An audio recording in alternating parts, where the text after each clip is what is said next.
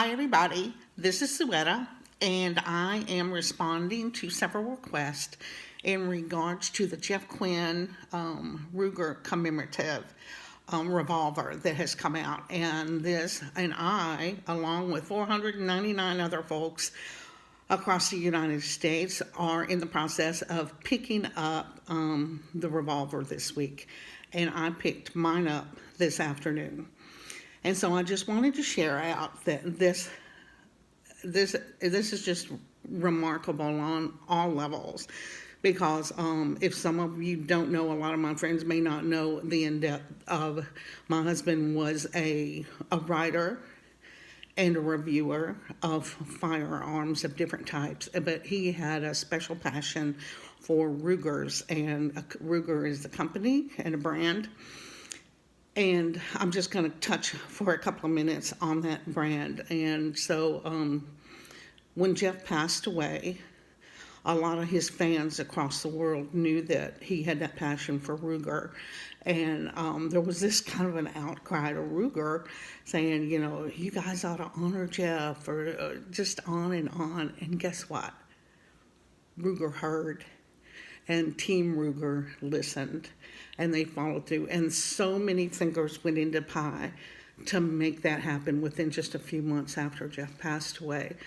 Instrumental, Jason at Lipsey's, Mr. Stitt, Mr. Rockwell, CEO, Mr. Killoy, all of that at Ruger. Of course, his brother Boge, helping on behalf of BWC, because the sale of this particular firearm, and as collector's edition, the proceeds are going to Bikers Who Care in Clarksville for children charities, and Jeff was part of BWC for years. Huge passion of his. A lot of friends there. So this particular Ruger, I got a little nervous when I got the call and say that it was in, because I just felt like it was like a little tangible item that's kind of wrapping up Jeff's timeline here on Earth. And that may sound outrageous, but in Jeff's whole entire lifeline, Ruger has been integrated throughout his years, even as a kid. We went on our first date. He was 15 and I was 17, and in that old Ford truck, there was a magazine, I don't know which one, but it had a Ruger on the front. And so on out that date, I got schooled on Sturm Ruger, the history, and how Bill Ruger played a huge part in that. So I kind of joked with him sometimes and said that he was in love with Bill Ruger a lot longer than he ever was with me. When he turned 16, he couldn't sign for it, but he had his mom sign for the paperwork, and he got his first real gun, his Ruger Security 6 357 Magnum. And then on, he just loved them, and he loved the work, the history, the product. And so this was before Gun Blast ever happened. Even for our anniversary, our 10th anniversary, which is on the 22nd of December, he bought me, of course, a Ruger 1022. He thought that was so appropriate. So intertwined. So here we go with the history. And I had to go through Jeff's documents last night for some tax things. And I came across some articles that he had written, and I thought that it was just very appropriate to this particular event and commemorative.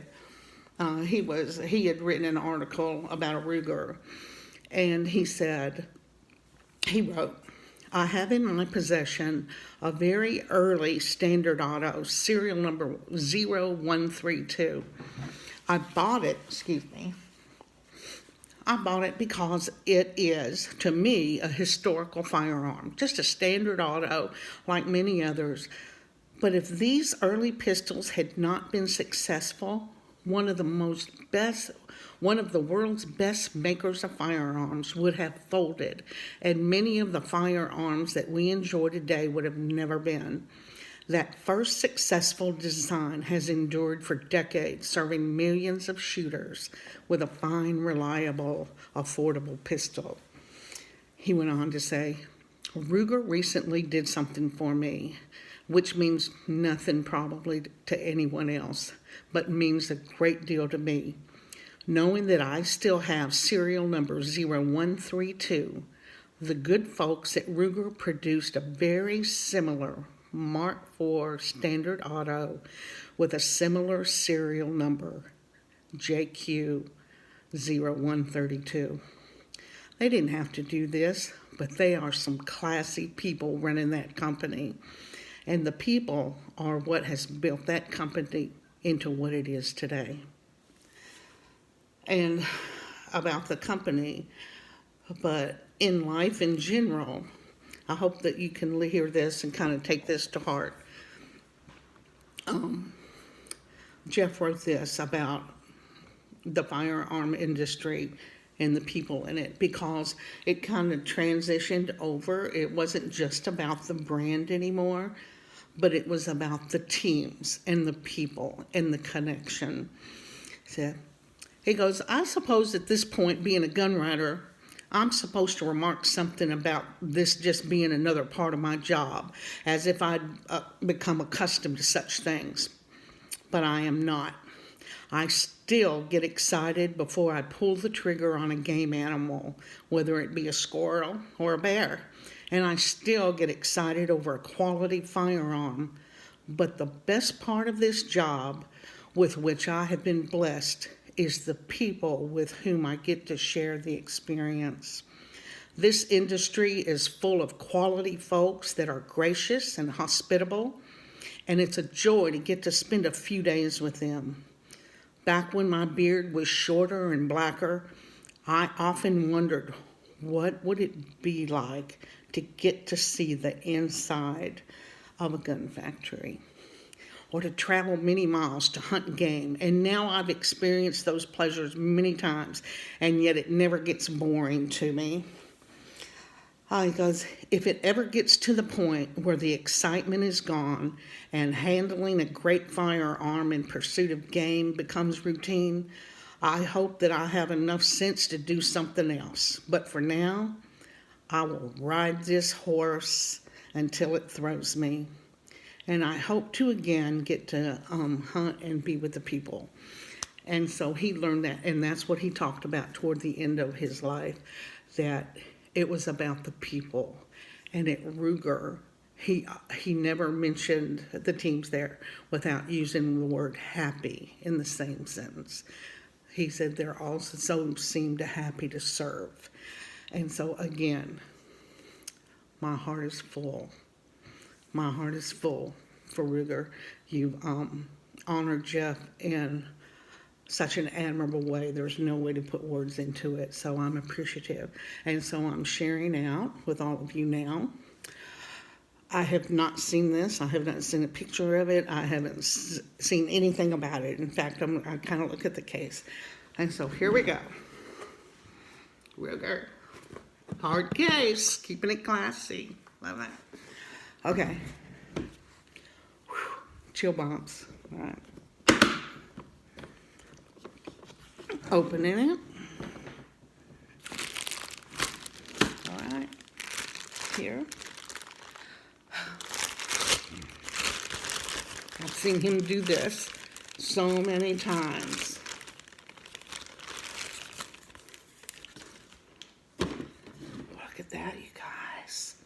Look. Checking it. All right, empty. Safety first.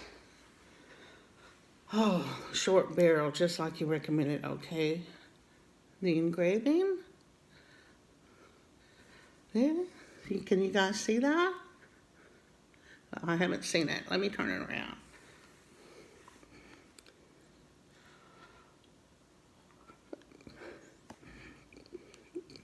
That's his signature. Look at his eyebrows, that brow. I've seen that brow so many times before. But, Jiminy.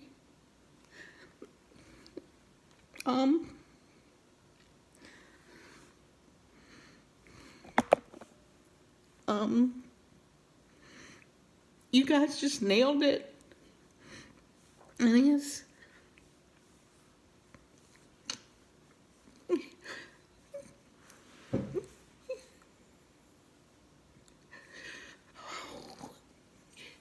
spirit is perfect. And how it kind of trails down over the grips and kind of over.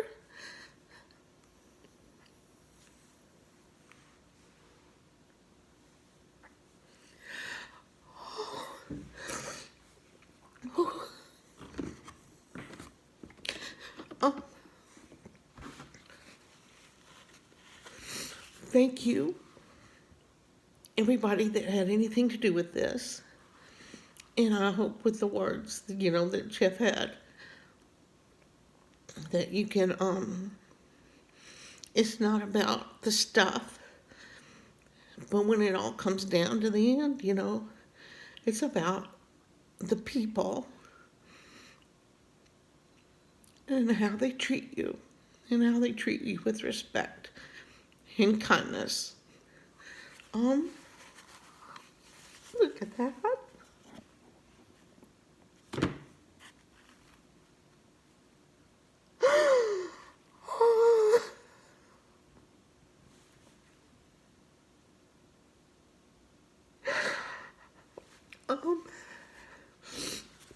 I'm okay. I'm okay. So very proud of this. Thank you. Thank you, Ruger. Thank you for all those people who have stepped up and purchased these and supported BWC. And Jeff would be so honored and so proud. But one of us would have to leave the house because he would be so big-headed over this. One of us would have to leave. Thank you guys so much. And go out there and be kind to people. Here we go. Look at that. Look at that. Wow. There he is.